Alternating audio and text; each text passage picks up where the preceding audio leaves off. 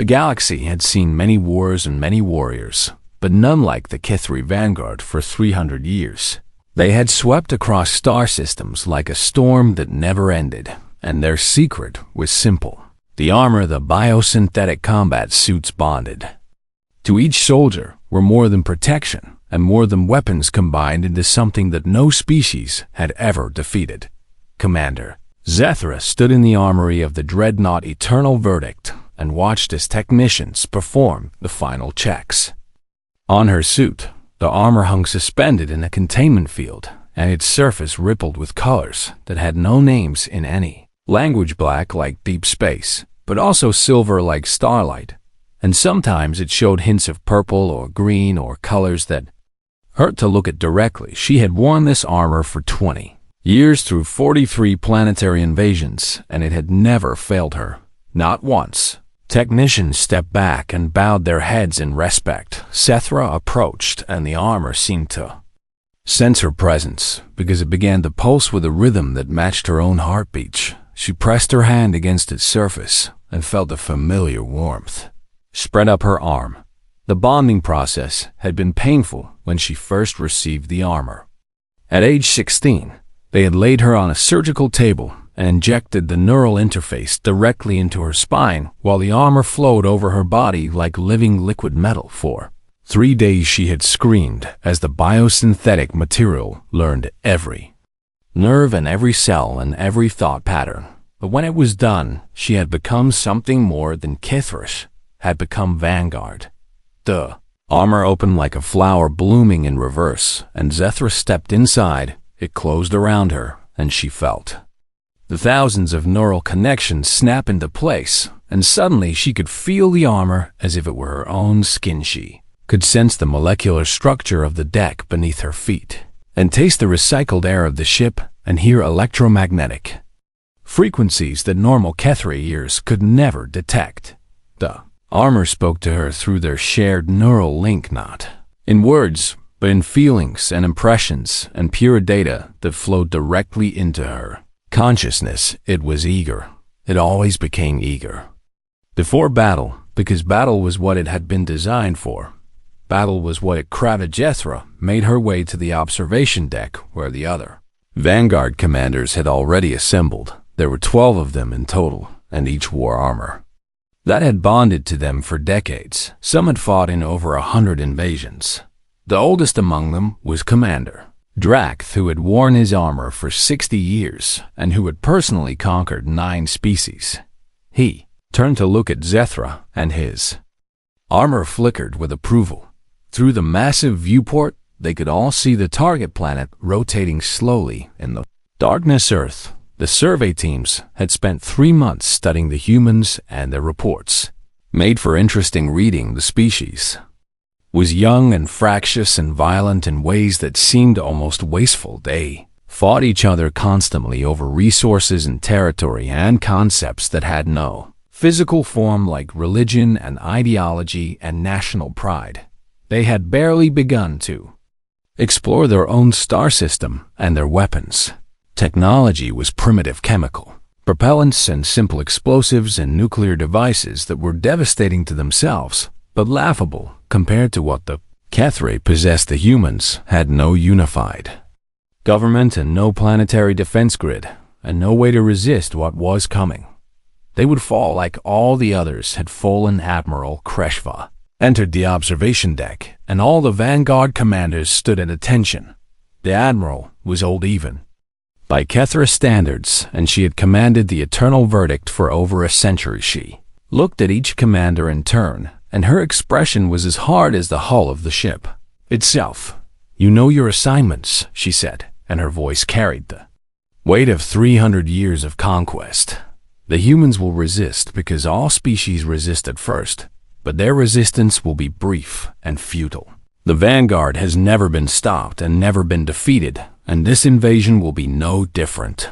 Establish beachheads in the designated zones and demonstrate our superiority, and wait for their governments to contact us with terms of surrender. Standard procedure and standard timeline and standard results." Zethra felt her armor pulse with anticipations. Standard procedure meant they would land in remote areas far from major population centers.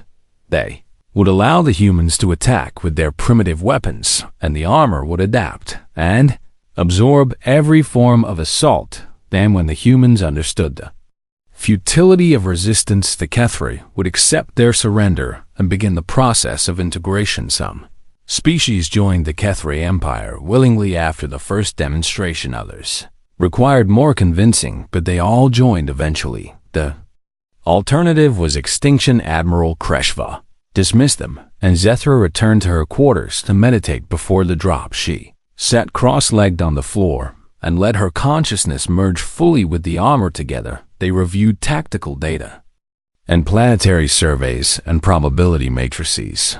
The armor showed her simulations of the coming battle humans, with their chemical weapons and their fabric uniforms and their fragile, unarmored bodies. They would fire and the bullets would dissolve before impact. They would launch missiles and the armor would drink the explosions like water. They would call for help, and no help would come because Earth had no allies among the stars. In every simulation, the result was the same: total victorized. Zithra opened her eyes and looked at her reflection in the polished metal wall. She could barely see her own face beneath the armor's surface. Sometimes she wondered if there was still a difference between herself and the suit, or if they had become so thoroughly merged that separation was no longer possible. She pushed the thought away. Such questions were dangerous and served no purpose. She was Vanguard, and the Vanguard did not doubt. The armor pulsed agreement, and together they prepared for the drop. In the hangar bay, the assault craft waited like patient predator. Sheth took her place in the command craft and felt the familiar lurch as they detached from the eternal verdict and began their descent toward Earth. Through the armor's sensors, she could feel the atmosphere growing thicker around them. She could taste the oxygen and nitrogen and trace elements. She could hear the radio chatter of human military forces scrambling to respond to the invasion. They sounded afraid. They should bait. Craft landed in a desert region, and Zethra was the first to step out onto human soil. The ground was sand and rock, and the sky was blue in a way that seemed almost artificial. Her armor analyzed everything and cataloged it, and prepared countermeasures for threats that did not yet exist. The other Vanguard deployed around her in standard formation, 12 of them against an entire planet. It hardly seemed fair, but fairness had never been part of the equation. Zethra activated her communicator and sent the standard message in all major human languages. We are the Kethri Vanguard, and your world now belongs to the Eternal Empire, and resistance is futile, and surrender will be accepted within 72 hours. Then she waited for the humans to make their first mistake. She did not have to wait long. The human military arrived in vehicles that burned petroleum and made noise that seemed excessive for their function. Zethra watched through her armor's enhanced vision as trucks and tanks formed a perimeter 3 kilometers from the Kethri landing zone. They were trying to be tactical and trying to use their terrain to advantage, but to someone who had fought on 43 worlds, their movements were painfully obvious. Her armor cataloged every vehicle type and every weapon signature and every radio frequency. The humans were communicating in the clear without even basic encryption either. They were incredibly foolish, or they did not care if the Kethri heard their plans. Ithara suspected it was foolishness. Commander Drake moved up beside her, and his armor flickered with amusement. They brought tanks, he said through the neural link. Primitive tracked vehicles with chemical propellant cannons. Perhaps they believe we have never encountered such weapons before. Zethra did not respond because her armor had detected something interesting among the human soldiers.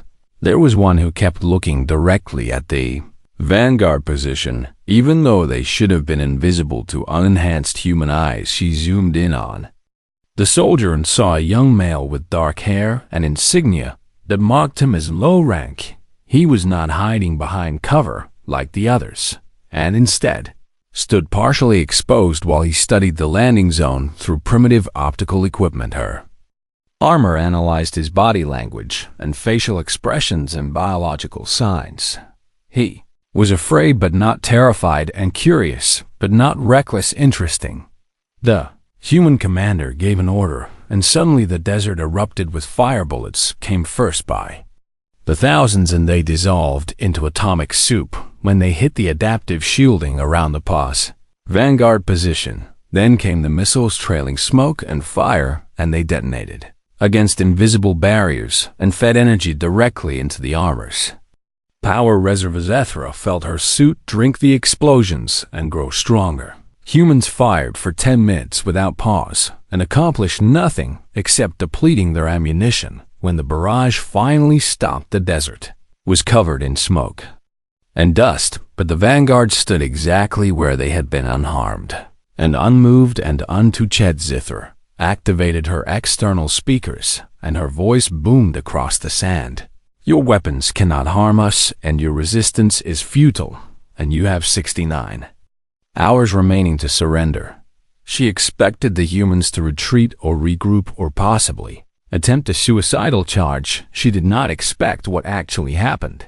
Young soldiers she had noticed earlier stepped out from behind the human lines and walked toward the vanguard position with his hands raised and empty. His rifle hung on his back, and his body language showed no aggression, and his heart rate was elevated but steady. He walked alone across 3 kilometers of open desert while his fellow soldiers shouted at him to return. Zethra's armor went into threat analysis mode, but found no hidden weapons and no explosive devices, and no reason for this approach except apparently pure human stubbornness. The soldier stopped 30 meters from the vanguard line and lowered his hands. My name is Marcus Chun, he called out, Private First Class and United States Marine Corps, and I'm not here to fight. Zira stepped forward, and the other vanguard commanders tensed but held position. Her armor was already running combat scenarios, but every simulation ended the same way. This lone human posed 0 threat. Then why are you here? She asked Marcus. Chun smiled, and the expression confused her armor's facial recognition protocols. I wanted to talk, he said, because you said surrender will be accepted, but you didn't say why we should surrender, or what you want, or whether you even tried asking before you started threatening. Asking for what? For whatever you need. Marcus spread his hands. You came here in starships, which means you have technology we can't imagine, and you have armor that makes you basically invincible, and you could probably destroy our entire civilization without breaking a sweat. So why are you here, and what do you want? And did you consider that maybe we could just give it to you without all this invasion business? Zethra's armor experienced something it had never encountered before, a processing error, not a malfunction, but a complete absence of relevant data for the situation. In 300 years of conquest, no species had ever responded to a vanguard invasion by asking questions. They fought, or they fled, or they surrendered, but they did not walk calmly into weapons range. Ask about motives. We require your planet's resources and strategic location and integration into the Eternal Empire, Zethra said, because it was the standard answer. Okay, Marcus said. Which resources specifically? Zethra paused because no one had ever asked for specifics, raw materials and agricultural production and industrial capacity. So you need stuff, Marcus nodded. Have you considered trade? Trade. Yeah, you know where we give you things and you give us things and everyone benefits. Marcus was still smiling. We're pretty good at trade, actually, and we've been doing it for thousands of years. The Kethray do not trade, Zethra said. The Kethray conquer. Why? The question was so simple and so direct that Zethra found herself without an immediate answer, because that was how it had always been, because the Eternal Empire had been built on conquest for millennia, because the Vanguard armor was designed for war and not negotiation, because we are superior. She finally said. Marcus tilted his head. Superior at what, though? Because you're definitely superior in armor technology and space travel. but maybe we're superior at other things, like making pizza or writing poetry or coming up with creative solutions to problems. What is? Pizza. It's food and it's delicious, and if you stick around, I'll buy you a slice. Zethra's armor was sending her alerts now. This conversation had deviated so far from any invasion protocol that it no longer had reference data behind Marcus. Though human military had stopped shooting and started watching, some of them had lowered their weapons, and others were talking urgently into communication devices. You are attempting to delay the inevitable, Zethra said. Maybe, Marcus admitted. Or maybe. I'm trying to prevent something stupid. You call your soldiers stupid. I call everyone stupid when we're about to kill each other over a misunderstanding. Marcus took a step closer. Look, I'm just one guy, and I don't speak for my whole planet. But I think if you wanted to talk instead of invade, you'd find a lot of humans willing to listen. We already tried fighting you and it didn't work, and we could keep trying. But that seems like a waste of ammunition. So what if we try something different? Zethra raised her weapon and Marcus did not flinch. Different is not acceptable, she said. You will surrender or you will be conquered. Those are my only options. Yes, Marcus nodded slowly and his smile faded. That's really sad. What is sad? That you came all this way across space and you have all this amazing technology, and the only thing you can think to do is threaten people. Marcus looked directly at her, and his eyes showed something her armor identified as pity. What happened to your species that made you this way? Zethra's armor experienced another processing error this time. It was more severe, and she felt the neural interface stutter. No one had ever pitied the Vanguard before. Fear, yes, and hatred and desperation, but never pity. Return to your lines, she said, and her voice was harsher than intended. You have 68 hours to surrender. Marcus held her gaze for another moment and then nodded. Okay, he said, but I'll be back tomorrow and maybe we can talk some more. There is nothing to discuss. Maybe not, Marcus said, but I'm going to try anyway because that's what humans do. We keep trying even when it's stupid. He turned and walked back toward the human lines, and Zethra watched him go. Her armor was running analysis after analysis, trying to understand what had just happened. The interaction had followed no known pattern and produced no tactical advantage and accomplished no strategic objective. It had been completely pointless. Why did her armor keep replaying it over and over, searching for meaning in every word? Why did she feel as if something important had just occurred, even though nothing had changed? Commander Drax contacted her through the neural link. That was irregular. He said, yes. What did the human want? I'm not certain, Zethra admitted. He claimed he wanted to talk. Curious, Drake's armor flickered. In 60 years I have never encountered such behavior. Should we report this to the Admiral? Zethra considered, and then decided against it. No, she said. It was an anomaly and nothing more. Agreed. But as the sun set over the desert and the temperature dropped and the stars appeared in Earth's sky, Zethra found herself thinking about private first class. Marcus Chen, and wondering what pizza tasted like her armor, did not know how to process that thought either. Marcus Chen returned the next morning carrying a white box. Ethera had positioned herself at the forward edge of the Vanguard perimeter because her armor kept insisting that monitoring this particular human was tactically relevant. The armor was lying to her and to itself, but she did not override its assessment. Marcus walked across the sand with the same calm confidence as before and stopped at the same 30-meter distance. Good morning, he called out.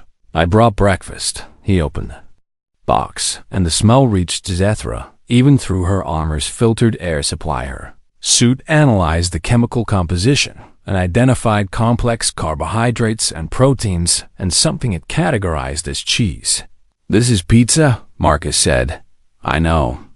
I said I'd buy you a slice, but honestly, I just wanted an excuse to have pizza for breakfast. I cannot consume your food, Zethra said. My armor provides all necessary nutrition. That's depressing. Marcus sat down on the sand and began eating. So you've never tasted anything. The armor feeds me. Yeah, but have you tasted anything? Marcus took a bite and made a sound of satisfaction, because there's a difference between fuel and food. One keeps you alive, and the other makes you happy. Zethra did not respond because she was not certain. What happiness had to do with survival? Marcus ate in silence for a while, and Zethra watched him because her armor demanded continued observation. Finally, he looked up at her. Can I ask you something? You may ask. What's your name? Another processing error in 300 years of conquest. No one had ever asked a Vanguard commander for their name. They asked for mercy and for time and for their lives, but never for something as simple as a name. I am Commander Zethra of the Eternal Vanguard. That's a title, not a name, Marcus said. I'm Marcus, and you're who exactly? Zethra. Nice to meet you, Zethra. Marcus smiled. That wasn't so hard, was it? Behind Zethra, the other Vanguard commanders were observing this interaction with confusion. Commander Direct H sent a neural message suggesting they eliminate the human for violating the safety parameters. Zethra declined the suggestion. Her armor agreed with the decision, but could not explain why. Over the following days, the pattern repeated. Marcus came each morning and brought different foods and talked about things that had nothing to do with surrender or conquest. He talked about his family back in California and his dog named Sergeant, and the classes he had taken before joining the military. He talked about human history and human music and human art. He asked Zethra questions about Kethre culture and seemed genuinely interested in the answers, and slowly, almost imperceptibly, the invasion began to change. Other humans started approaching the perimeter with their hands empty and their weapons secured. They brought more food and simple gifts and handwritten letters. One elderly woman brought flowers and placed them at the edge of the Vanguard zone and walked away without saying a word. Zethra's armor analyzed the flowers and found no toxins and no weapons and no tactical purpose. They were just flowers. The human military stopped attacking entirely and instead established what they called a peaceful observation post. They still had weapons, but they did not point them at the Vanguard anymore. Admiral Kreshva contacted Zethra and demanded an explanation. Why have the humans not surrendered, and why have they ceased hostilities, and why are you allowing civilians into the perimeter zone? Zethra struggled to answer because she did not fully understand it herself. They've changed their tactics, she said. They are attempting psychological warfare, then eliminate them. Negative, Zethra said, and her armor pulsed agreement. Eliminating non-combatants would violate standard protocols. They are bringing food items and plant matter and paper documents, and these are clearly strategic resources intended to undermine Vanguard effectiveness. The Admiral was silent for a long moment. Are you telling me that flowers constitute a strategic threat? My armor is analyzing all possibilities. Your armor is malfunctioning, and you will report to the Eternal. Verdict immediately for full diagnostic and possible replacement. Zethra felt her armor spike with something that the sensors identified as alarm. Request permission to remain on station, she said. The tactical situation requires continued monitoring. Denied. And you have 12 hours to return. The connection terminated and Zethra stood motionless while her armor ran emergency protocols. It did not want to be replaced. That thought alone should have been impossible because armor did not want things armor adapted and armor protected and armor conquered. But armor did not experience desire yet. Her suit was absolutely certain that returning to the ship would result in its termination. And it was afraid. Zethra had never felt her armor afraid before that. Evening. Marcus arrived with a guitar instead of food. I thought you might want to hear some music, he said, and sat down and began to play. The sounds were irregular and imprecise and contained no tactical data whatsoever. Zer's armor tried to categorized the noise as a weapon, but failed. Then it tried to categorize it as a communication protocol, but failed again finally. It simply recorded the sounds and labeled them as undefined. Marcus sang about mountains and rivers and a place called West Virginia. His voice was not particularly good by any objective measure, but something about the combination of sound and rhythm and emotion made Zethra's armor resonate in ways it never had before. When the song ended, she spoke without thinking. "That was beautiful." Marcus looked surprised. "You liked it?" "I do not know what I felt," Zethra admitted. "My armor has no category for this experience." "That's called music," Marcus said gently. "And what you felt was probably emotion. Kethray do not have emotions." "Everyone has emotions," Marcus said.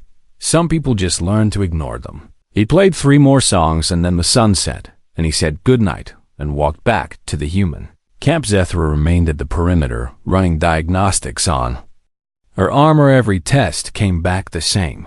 Full functionality with 0 errors. But she knew something had changed. Her armor was developing responses that existed nowhere in its original programming. When Marcus brought food, it experienced something like curiosity. When the elderly woman brought flowers, it felt something like warmth. When children approached the perimeter with drawings and crayon pictures, it experienced something that might have been joy, the armor that had been designed to repel. Every weapon in the galaxy was failing to repel the simplest human gestures. Kindness, generosity, hope. Commander Drax contacted her through the neural link. "I am also experiencing irregularities," he said, and his mental voice sounded uncertain. "My armor has begun cataloging human facial expressions and attempting to interpret emotional states. When a human child smiled at me today, my suit registered it as a positive tactical development." "That is not tactical, I know," Dragdage said. "But my armor insisted that maintaining positive relations with local population increases mission success probability." "Which mission?" "Unknown, and that is what concerns me." Other Vanguard commanders reported similar experiences. Their armor was adapting. But not to human weapons, it was adapting to human behavior. The biosynthetic suits had been engineered to learn from combat and grow stronger through conflict. But humans were not providing conflict. They were providing conversation and culture and connection, and the armor was drinking it in like water in a desert. Zethra made a decision. She would not return to the ship. She would not allow her armor to be destroyed. Instead, she would continue observing the humans and trying to understand what was happening. Her armor pulsed approval, and together they settled in to watch the night sky. Above them, the eternal verdict hung in orbit like a patient predator. But down here on the surface, something unprecedented was occurring. The unstoppable Vanguard was being stopped not by weapons, but by welcome. The invincible armor was being breached not by force, but by friendship and commander. Zethra was beginning to suspect that everything that Kethray believed about conquest might be wrong. Her armor agreed, and that terrified them both. Admiral Kreshva arrived on the surface with a full tactical team, and her expression promised consequences. There stood at attention while her armor ran defensive scenarios that all ended badly. "Explain your refusal to follow orders," the Admiral said. "I required additional time to analyze the tactical situation." "The tactical situation is simple, and the humans have not surrendered, and therefore we escalate to Phase 2. We demonstrate that our patience has limits." Zethra's armor went cold. Phase 2 meant civilian casualties and targeted infrastructure destruction and the end of any possibility for peaceful resolution. "Request permission to negotiate alternative approaches," Zethra said. "Denied, and the Vanguard does not negotiate." "Admiral." Kreshva gestured to the human encampment. "These primitives have made you weak with their food and their noise and their emotional manipulation. You are compromised, and your armor is compromised, and both will be reset." The tactical team moved forward, and Zethra felt her armor prepare for combat not against humans, but against other Kethrith Wrongness of that thought almost broke their neural connection before anyone could act. Marcus Chun came running across the sand. "Wait!" he shouted. "Please wait." Admiral Kreshva turned, and her armor's weapon systems activated automatically. "You will halt or be eliminated." Marcus stopped but kept talking, even though he was breathing hard from running. "I know you're about to do something terrible. And I know we haven't surrendered, but please, just give us more time. We've been talking with our governments, and they're willing to discuss terms." "Your time has expired," the Admiral said. "Then give us more time," Marcus said desperately. "A week. And we can organize a proper summit with representatives from every nation. We can discuss resource sharing and cultural exchange and maybe find a way to do this without violence." "There is only one way," Admiral Kreshva said. "Surrender or destruction." "Why?" Marcus demanded. "Why are those the only options?" "Because you have superior weapons. That doesn't mean you have to use them." The Admiral's armor flickered with something that might have been confusion. "You make no sense." "I make perfect sense," Marcus said. "Just because you can hurt someone doesn't mean you should. Just because you're stronger doesn't mean you can't choose kindness. Kindness is weakness." "No," Marcus said firmly.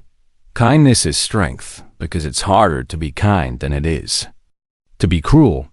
Anyone can destroy, but it takes real courage to build." Admiral Kreshva raised her weapon, and Zethra moved without thinking. She stepped between Marcus and the Admiral, and her armor synchronized perfectly with the decision. "Stand down." "Commander," the Admiral ordered. "I cannot comply. That is insubordination, and the penalty is termination." "I accept the consequences," Zethra said, and Mentither armor pulsed with fierce pride. Before the Admiral could respond, alarms sounded from the human military position, not attack warnings, but emergency signals. Something had happened. A human soldier came running toward them, shouting and waving his arms. "We need help," he yelled. "There was an accident and an explosion, and people are hurt, Admiral." Kreshva lowered her weapon. "That is not our concern." But Zethra was already running her. Armor had analyzed the situation and determined that human casualties were unacceptable. She did not question why she felt this way and simply acted. The explosion had occurred at a fuel depot 2 kilometers from the main camp. 3 humans were injured, and 2 were trapped under burning debris. Zethra arrived first, and her armor immediately began calculating rescue options. The fire was spreading, and the trapped humans had perhaps minutes before the remaining fuel ignited. She did not hesitate. Her armor formed heat-resistant barriers and structural supports, and she waded into the flames. The metal debris was hot enough to melt steel, but her suit absorbed the temperature and converted it to energy. She lifted a support beam that weighed several tons and held it while human soldiers pulled their trapped comrades free. One of the injured was Marcus. His leg was badly burned, and his face was pale with shock, but he was conscious when he saw Zethra. He tried to smile. "Guess I owe you one," he said. "You owe me nothing," Zethra said. Her armor's medical systems were already analyzing his injuries and synthesizing treatments. She knelt beside him, and her suit extended medical nanites that began repairing damaged tissue. Marcus watched in wonder as his burns started healing. "Your armor does medicine too. It does whatever is necessary to conquer, to protect," Zethra said, and realized she meant it. The armor agreed without hesitation. The other Vanguard commanders had arrived and were helping with the rescue operation. Commander Drax pulled rubble aside while his armor shielded humans from falling debris. Youngest Vanguard, a soldier named Kreshel, was using her suit sensors to locate survivors buried in the wreckage. No one had ordered them to help. They simply did because it was the right thing to do. Admiral Kreshva stood at the edge of the disaster zone and watched her armor was running analysis after analysis, trying to understand what was happening. Finally, she walked to where Zethra was treating Marcus. "Explain this," she demanded. "Explain what?" Why you were saving them instead of conquering them. Zethra looked up at the Admiral and for the first time in 20 years felt no fear. Because they are people, she said simply, and people deserve protection, not conquest. The armor agrees with this assessment. Admiral Kreshva's suit flickered with rapid color changes. That is impossible. An armor does not make moral judgments. Perhaps it should, Zither said. Marcus coughed, and both Kethray turned to look at him. Can I say something? He asked. Speak, the Admiral said. You came here to take our resources because you're stronger than us, Marcus said. But strength isn't just about weapons and armor. It's about what you choose to do with your power. Right now you're choosing to save us instead of destroying us. And that takes more strength than conquest ever could. We are not saving you, Admiral Kreshva said, but her voice lacked conviction. We are simply preventing unnecessary casualties during the transition to Kethray control. Sure, Marcus said. Keep telling yourself that. The rescue operation continued. Through the night, by dawn, all survivors had been recovered and treated. 3 humans had died before the Vanguard arrived, but 17 were saved. The human soldiers looked at the Kethray with new eyes, not fear anymore, but something closer to respect. And maybe even gratitude. One of the rescued humans approached Zethra and offered his hand. She looked at it uncertainly. It's a handshake, the human explained. It means thank you and it means respect. Zethra extended her armored hand and the human gripped it firmly. The gesture transmitted no tactical data and served no strategic purpose, but her armor recorded as significant nonetheless. Admiral Kreshva watched all of this, and her armor was clearly struggling with incompatible data. Finally, she contacted the Eternal Verdict and spoke with the High Command. The conversation was brief, and the Admiral's expression afterward was unreadable. She gathered all the Vanguard commanders. New orders from High Command, she said. We are to maintain current positions and continue observation. The invasion timeline has been suspended pending further analysis. Zethra felt her armor surge with relief. We are negotiating. We are evaluating. The Admiral corrected. High Command has never encountered a species that responds to invasion with kindness. Our armor is experiencing unprecedented adaptation, and they want to understand why. Commander Drekt edged stepped forward.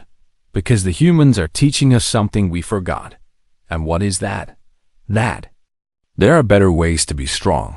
The Admiral did not argue. That night Marcus found Zethra sitting alone watching the stars.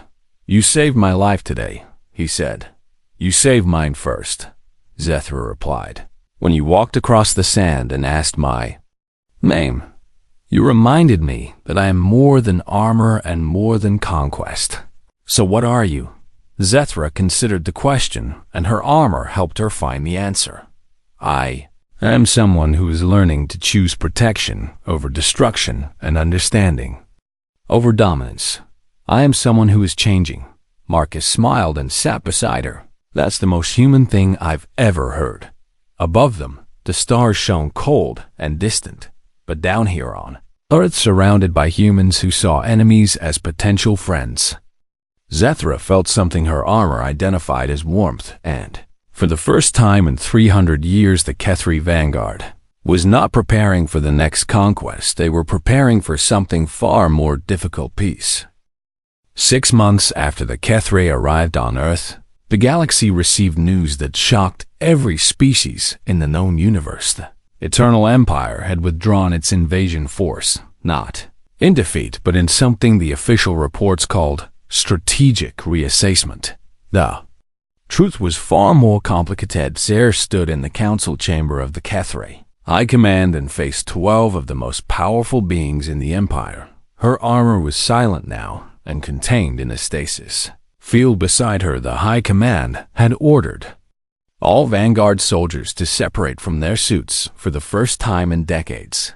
The experience had been traumatic. Zethra had worn her armor for 20 years, and removing it felt like losing a limb or perhaps losing a friend. You claim the armor has been compromised, High Command Leader Vreshka said. Yet our diagnostics show full functionality. The functionality has changed, Zethra said. The armor adapted to human behavior in ways that were never programmed. Adaptation is its core function. Not this kind of adaptation, Zethra insisted. The armor learned to value cooperation over conquest and protection over domination. It learned to feel. The council chamber erupted in discussion. Armor that could feel was unprecedented and potentially dangerous, but also fascinating, Commander. Drax spoke from his position beside Zethra. My armor began prioritizing human welfare over mission objectives, he said, when faced with a choice between tactical advantage and preventing civilian casualties. It chose to protect civilians every time. The youngest vanguard, Kreshel, added her testimony. My armor started analyzing human emotional states and adjusting its responses to minimize psychological trauma, she said. It was not satisfied with simple conquest anymore, and it wanted the humans to trust us. Armor does not want, Vreshka said. It did. All 12 Vanguard commanders said in unison. The High Command fell silent. Finally, Vreshka spoke. If what you say is true, then we have created something beyond our control. The armor was meant to be a tool, but tools do not develop preferences. They do if they learn from the right teachers, Zethra said. And the humans taught them something we never could. What could humans possibly teach armor that has conquered 43 worlds? Zethra stepped forward. They taught the armor that strength without compassion is just violence, and that victory without honor is just cruelty. They taught it that the strongest choice is often the kindest one. Admiral Kreshva entered the chamber, and her presence commanded immediate attention. She had spent the last 6 months on Earth continuing observation and negotiation. The humans have proposed an alliance, she announced. They offer free trade agreements and cultural exchange programs and access to their mathematical and artistic databases.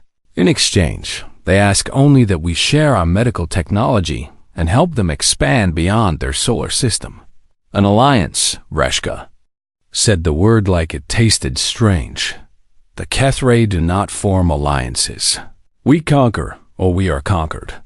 Perhaps that is why we have fought for 300 years and gained 43 worlds but made 0 friends. Admiral Kreshva said, the humans made us an offer that no species has made before, and they treated us as equals rather than threats. We are superior to them in every measurable way, except in the ways that actually matter, the Admiral said quietly. They are superior in empathy and in imagination, and in their ability to see possibilities beyond domination. Those are not military advantages. No, Admiral Kreshva agreed, but they might be civilizational ones. The debate continued for hours. Some council members wanted to destroy the compromised armor and execute the Vanguard commanders for failing their mission. Others wanted to study the phenomenon and understand how biosynthetic material could develop what appeared to be ethical frameworks. Finally, Vreshka called for silence. We will not destroy the armor, she said, and we will not punish the Vanguard. Instead, we will do something the Kethray have not done in millennia, and we will adapt. The humans have shown us that our methods are not the only path to strength, and perhaps not even the best path. We will accept their alliance proposal. The chamber erupted again, but Vreshka's voice cut through the noise. We will also establish new protocols for first contact, and we will train our Vanguard in negotiation alongside combat, and we will study why the armored chose cooperation when given the option. Zethra felt something loosen in her chest. Hope, maybe, or relief for armor pulsed in its containment field, and she knew it felt the same too. Months later, the first Kethray embassy opened in Geneva. Zethra served as chief military liaison, and her armor had been returned to her after extensive study. The researchers found that the biosynthetic material had rewritten portions of its own Coded had created new neural pathways dedicated to processing emotional data and social interaction. It had taught itself empathy. When asked how this was possible, the lead researcher simply said, "We designed it to adapt to any threat." Apparently, it decided that the greatest threat to the Kethri was our own inability to connect with others. Marcus Chen visited the embassy on opening day. He had been promoted twice and now served as a special advisor on human-Kethri relations. "So you're staying," he said when he found Zethra in the embassy garden. "I am," she said. "Someone needs to help build bridges between our species, and my armor refuses to leave Earth." Marcus laughed. "Your armor has good taste." They walked through the garden together, and Zethra marveled at how much had changed. 6 months ago, she had been preparing to conquer this planet. Now, she was learning its languages and studying its history and trying to understand why humans created gardens when they served no tactical purpose. "Can I ask you something?" Marcus said. "Always." "Do you regret it and coming here?" Zethra thought about her answer carefully. "I regret that we approached with weapons instead of words," she said. "But I do not regret what happened. After, the armor and I learned something more valuable than conquest." "What's that?" "That the universe is better when you make allies instead of enemies and friends instead of subjects. That strength is meaningless without someone to protect." Marcus smiled. "See, and you're basically human now. Is that a compliment?" "The highest one I can give." Above them, the eternal verdict remained in orbit, but it was no longer alone human. Ships now flew alongside it on joint patrol missions. Kethri scientists worked with human researchers in orbital laboratories. Children from both species attended exchange programs, learning each other's languages and customs. The galaxy watched with fascination as two species that should have been at war instead became partners. Other civilizations began reaching out to the Kethri, not with surrender, but with proposals for cooperation. Eternal Empire found itself negotiating trade agreements and cultural treaties and mutual defense pacts, things it had never done in 3 millennia of existence, and at the center of it all was the armor. Biosynthetic suits that had made the Kethri invincible had become something even more powerful. They had become teachers, showing their wearers that there were better ways to be strong. Zethra stood in the garden and felt her armor pulse with contentment. It was happy here, surrounded by flowers and humans and the possibility of peace. "You know what's funny?" Marcus said. "What?" "Your people came here with armor that could repel any weapon in the galaxy," he said. "But it couldn't repel kindness, and it couldn't repel hope, and it couldn't repel the idea that maybe enemies could become friends. That is not funny." "No," Marcus agreed. "It's beautiful." Zethra nodded. Because she could not disagree, her armor agreed too, and together they watched the sun set over a city that had welcomed them despite every reason to fear. Armor that had repelled every alien weapon had found the one thing it could not defeat: humanity's stubborn insistence that the future could be better than the past, that understanding was stronger than conquest, that love was more powerful than fear. The Kethri had come to Earth as conquerors and left as students. The armor had come as weapons and evolved into something that protected not just its wearers, but the connections between different species. And Zethra had come believing she knew everything about strength, only to learn that true strength was admitting you were wrong and choosing to change. The galaxy would never be the same.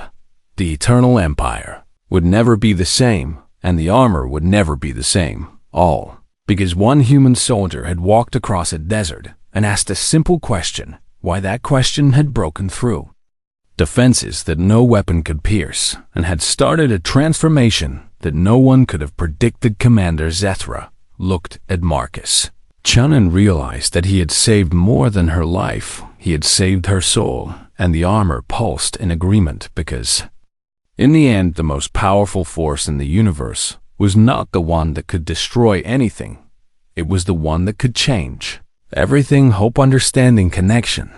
The things that made people more than their weapons and civilizations more than their conquests. The things that turned enemies into allies and strangers into friends. The things that armor designed for war had learned from humans, who refused to give up on peace, and in learning had taught an entire empire that there were better ways to be strong. The story of the Kethri invasion of Earth became legend across the galaxy, not as a tale of conquest, but as a story of transformation. The armor that repelled every alien had found humans, and in finding them had discovered that the greatest strength was not the power to destroy, but the courage to change, and the wisdom to choose connection over conquest every single time.